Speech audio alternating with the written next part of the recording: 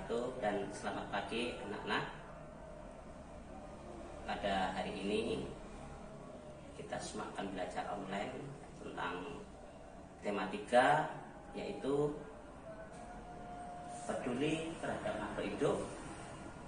Subtema 3, ayo cintai lingkungan, tentang pembelajaran ulang. Baik anak-anak, materi yang akan kita pelajari hari ini adalah ada 2 mata pelajaran, yaitu PKN dan Bahasa Indonesia.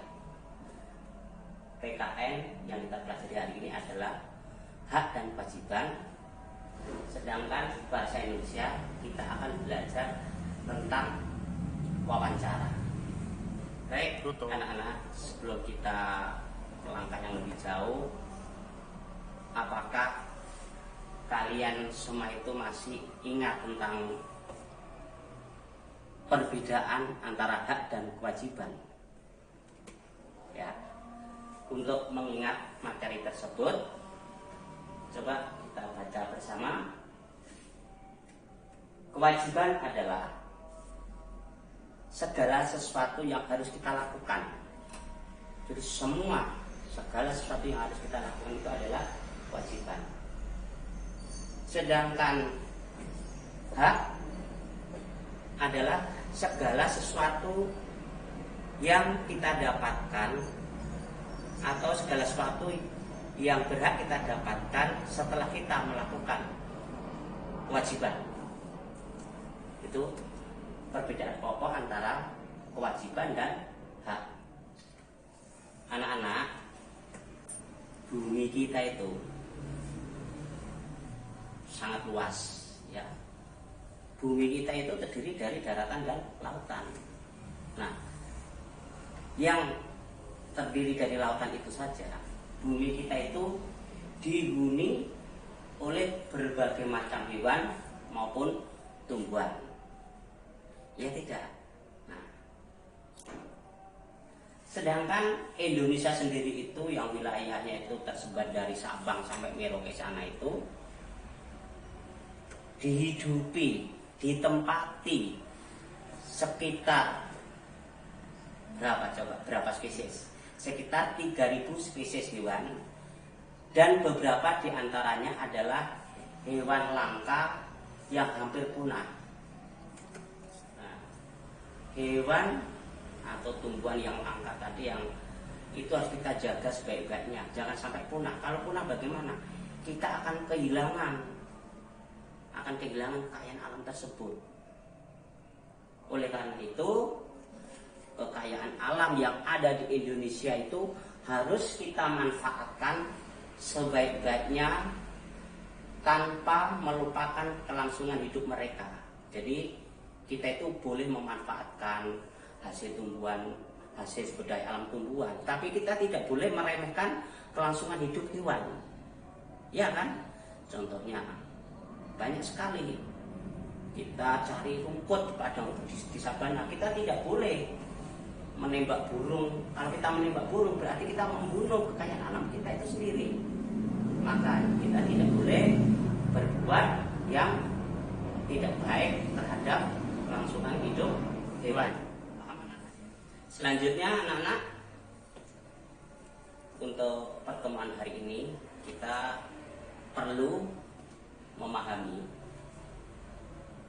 hak dan kewajiban kita terhadap hewan yang ada di sekitar kita, bahkan hewan yang ada di seluruh tanah air Indonesia. Ya, kita sebagai manusia harus punya niat untuk kelestarian hidup hewan tersebut. Nah, di sini kita Pak Guru akan memberikan materi ya tentang hak kita terhadap hewan yang kita punya itu apa, dan kewajiban kita terhadap hewan kita itu apa. Anak-anak, tentunya walaupun kalian itu di rumah tidak memelihara hewan, ya kan? Tapi ada yang memelihara hewan. Hewan itu kan banyak.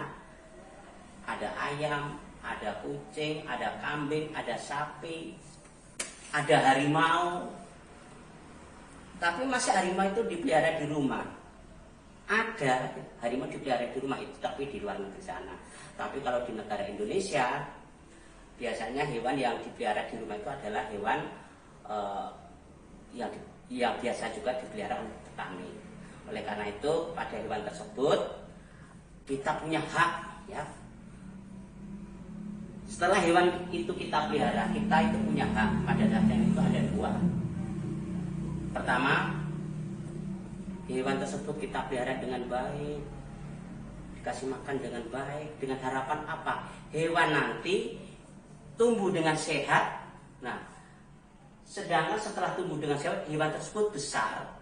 Apakah mungkin itu dagingnya, apakah itu telurnya, ataukah mungkin yang lain, bisa bermanfaatkan bagi kita untuk kita sebagai bahan makanan sehari-hari yang mengandung protein. Contohnya apa sih? Misalnya yang sehari-hari kita dapat itu adalah ayam. Kalian makan daging ayam, telur ayam toh? Nah, itu hak kita itu apa? Yaitu kita berhak untuk makan supaya sebagai bahan protein. Nah, hak kita yang kedua apa? Kita punya hak untuk rasa memiliki. Setelah memiliki itu bagaimana? Kita itu berhak untuk memelihara dengan baik dan kita rawat di rumah. Jangan sekali-kali kita menyakiti hewan yang kita pelihara.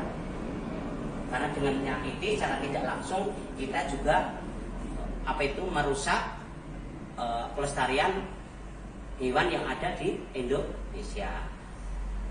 Begitu anak-anak, haknya sudah terangkan, sudah jelas ya. Nah, kalau sudah jelas lagi, selain hak, kita juga punya kewajiban. Hewan yang kita pelihara itu, baik itu hewan mamalia maupun hewan yang sedikit buas atau bahkan binatang buas. Tapi pada umumnya yang dipelihara manusia itu adalah hewan yang jinak. Ya, kalau hewan yang buas biasanya dipelihara di kebun binatang atau di taman safari dimanapun di Indonesia berada. Nah, pada dasarnya anak-anak itu ada 3 kewajiban kita itu terhadap hewan, supaya hewan itu merasa hidup nyaman, merasa sayang kepada kita. Pertama apa? Nah, 1, kita wajib melestarikan hewan langka. Ya, kita wajib melestarikan hewan langka agar tidak punah. Kalau punah, kemana? Habis. Kita kehilangan jejak di mana hewan itu sudah puluhan juta tahun yang lalu ada. Yang kedua, kita wajib menyayangi, merawatnya dengan baik. Menyayangi, merawatnya dengan baik. Ini artinya luas anak-anak. Kalau kita udah menyayangi dan merawatnya, pasti di situ kerjaan kita itu banyak, mulai memberi makan, memberi mandi lagi, iya kan? Tapi ayam sama itu jarang diberi mandi. Yang biasa dikasihkan diberi mandi itu adalah hewan yang berkaki 4, misalnya itu sapi ya. Sapi itu harus diberi mandi oleh yang perawatnya, sebab kalau tidak kotor itu. Dan kewajiban kita yang ketiga adalah, ini berhubungan dengan pemerintah loh ya. Apa itu? Kita wajib mentaati undang-undang yang tidak memburu hewan langka. Jadi hewan langka itu anak-anak sama pemerintah itu diatur dengan undang-undang. Siapa yang menangkap hewan yang dilindungi, siapa yang menangkap hewan yang langka, siapa yang memelihara hewan yang langka, kalau ketahuan pemerintah akan diusut dan akan diproses. Biasanya itu hewannya itu diminta kembali untuk dikembalikan ke alamnya, ke habitatnya sana. Nah, itu ya kalau hewan gitu. Mungkin materi ini anak-anak ada beberapa hal tentang pelestarian hewan ya, bisa kalian tanyakan melalui wawancara. Nah, wawancara ini narasumbernya itu bisa seseorang yang sebagai dikatakan penjaga hutan, ya. Orang yang jaga hutan itu loh, itu boleh. Yang kedua itu pemerhati lingkungan. Pemerhati lingkungan itu siapa? Biasanya itu LSM, ya. Yang ketiga itu seseorang yang ahli dalam pelestarian hutan. Di sini adalah orang yang ahli dalam pelestarian hewan. Biasanya di sini kita bisa wawancara terhadap orang yang biasa berada di dalam kebun binatang itu anak-anak ya. Jadi kalau kalian pergi ke kebun binatang bisa tanya yang lebih banyak bagaimana cara melestarikan hewan tersebut. Nah, kalian tentu masih ingat sikap dan keterampilan saat melakukan wawancara yang pernah Pak Guru jelaskan ya. Anak-anak, sebelum kalian nanti itu melakukan wawancara, ada beberapa hal yang Pak Guru ingatkan kembali. Dalam wawancara itu kita harus memperhatikan beberapa hal berikut. Satu, ya, kalian harus sopan, ya, dan menghargai dengan ramah terhadap narasumber yang akan kalian kunjungi. Jadi kita harus sopan ya dengan siapa kita harus berkunjung nanti. Yang kedua, perkenalkan diri kalian. Nama saya siapa? Lalu tujuannya apa? Jadi kamu harus memperkenalkan diri dan menjelaskan tujuan wawancara ini nanti untuk apa dan dari siapa. Nah, yang ketiga, dalam wawancara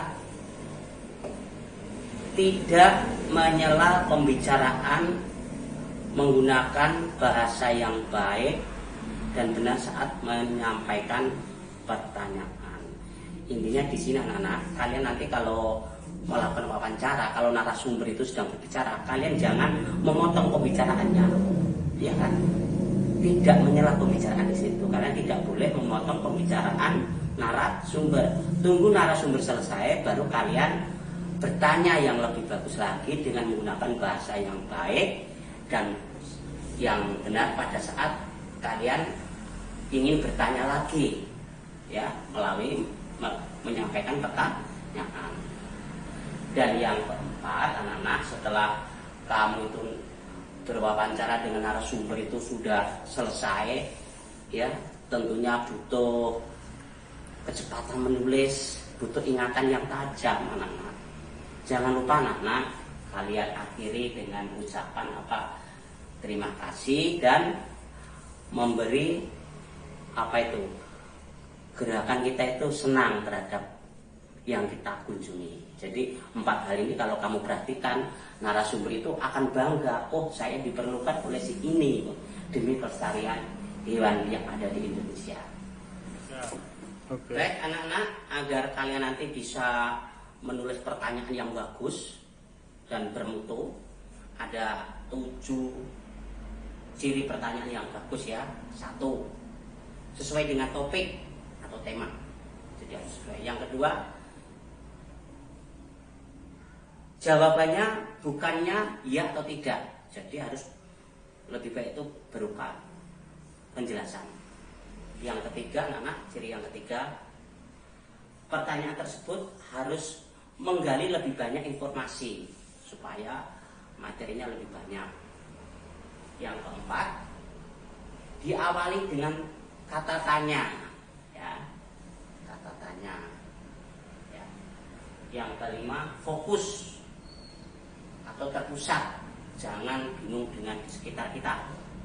Yang keenam, menggunakan kalimat atau tata bahasa yang benar sesuai dengan kaidah bahasa Indonesia. Dan yang terakhir adalah antara pertanyaan dari atas sampai bawah harus saling berkesinambungan atau saling berhubungan. Paham anak-anak ya? Anak-anak, setelah Pak Guru jelaskan tadi, atau setelah Pak Guru jelaskan tadi, coba kalian membuat daftar pertanyaan terhadap narasumber penjaga hutan. tentang cara melestarikan hewan langka. Ya, jadi hewan langka itu kan yang menjagakan seorang penjaga hutan. Kamu mencoba berpikir, membuat pertanyaan kepada penjaga hutan, ya. Kira-kira seperti itu. Nah, kalau sudah kalian mau membuat pertanyaan yang Pak Guru maksudkan tadi, jika sudah kamu menulis, kamu konsultasikan pekerjaanmu kepada Bapak dan Ibu gurumu. Apakah pertanyaan saya seperti ini betul atau belum, Bapak Guru, Ibu Guru? Paham anak ya? Nah, kiranya itu yang Pak Guru sampaikan hari ini, pelajaran tema 3 Pak Guru akhiri. Assalamualaikum warahmatullahi wabarakatuh.